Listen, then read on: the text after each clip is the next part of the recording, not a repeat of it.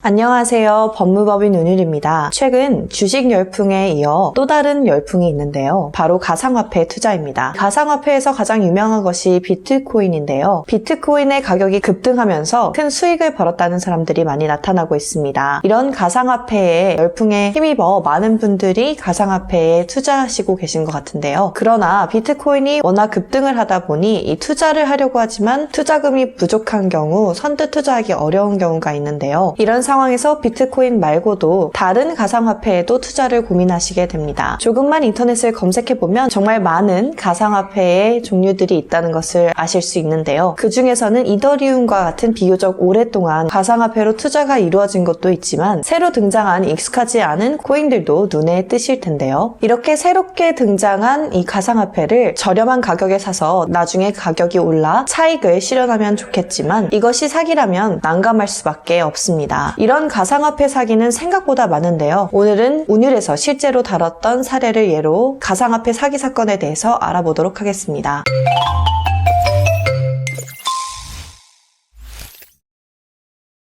사기 수법에서 등장하는 가상화폐의 등장 배경들은 하나같이 그럴싸합니다. 가장 많이 사용되는 시나리오는 이 비트코인 창시자나 또는 이 비트코인을 통해 수익을 얻은 유명인들이 등장하게 되는데요. 예를 들면 중국의 비트코인 초기에 엄청난 투자 수익을 낸 이 사람이 있는데 그 사람이 지금 현재 새로운 코인을 만들었다든지 비트코인의 창시자가 기존의 비트코인의 단점을 보완하고자 새로운 코인을 만들었다는 내용을 설명해 주기도 합니다. 그러면서 이 해석도 어려운 중국의 어떤 신문이나 외신 자료들을 근거로 제시해 주는데요. 그런 자료들을 보면 꽤나 그럴싸하게 보입니다. 그러면서 한국에서 해당 코인 판매를 총괄하는 자가 바로 본인들의 회사라고 소개해 주는데요. 곧 이 코인은 정식 판매가 될 것이며 이 행사에는 이 유명인들이 참석하여 힘을 실어줄 것이라고 얘기를 하게 됩니다. 그러면서 현재 코인은 최소한의 유통을 위하여 저렴한 가격에 파는 것이라고 하는데요. 이렇게 최소한의 코인 유통을 해야지 화폐로서의 가치와 투자로서의 가치를 갖게 될 것이며 정식 판매를 하게 되면 곧바로 이 코인은 몇 배로 급등할 것이라고 설명해 주는데요. 이런 설명을 들어보면 그런 것 같기도 하고 아닌 것 같기도 하지만 가상화폐라는 차세대 기술이라는 점과 잘은 모르겠지만 아무튼 요새 뜨는 가상화폐라고 하니 나도 초기 투자자로 들어가 볼까라고 하며 많은 고민 없이 투자를 하게 되는 경우가 있습니다. 한편 이 가상화폐 사기 수법들은 날로 교묘해지고 있는데요. 홈페이지나 가상화폐 거래소 또는 가상화폐 지갑 어플들을 만들어서 실제로 우리 회사가 이만큼 주목받고 있으며 지금도 거래소를 만들어 정식으로 거래가 가능하다고 합니다. 또한 어플을 통해서 쉽게 거래가 가능하고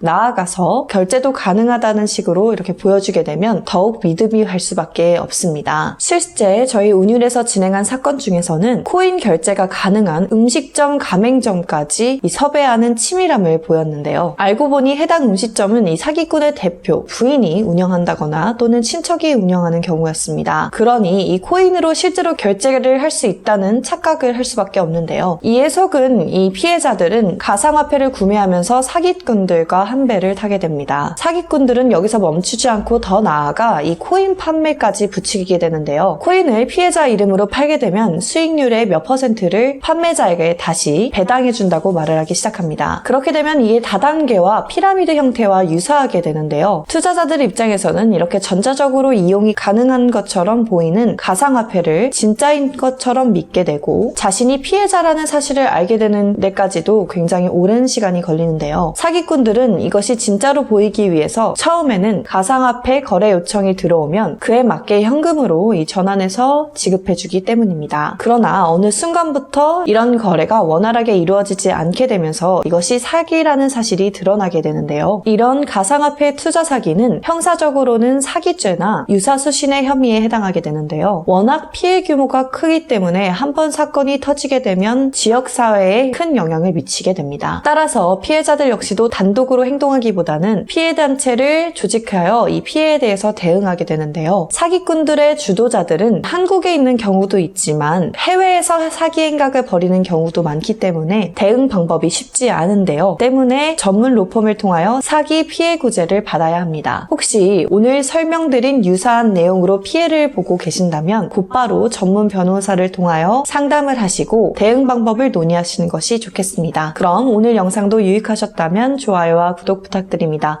그럼 다음 시간에는 더 유익한 정보로 돌아오겠습니다.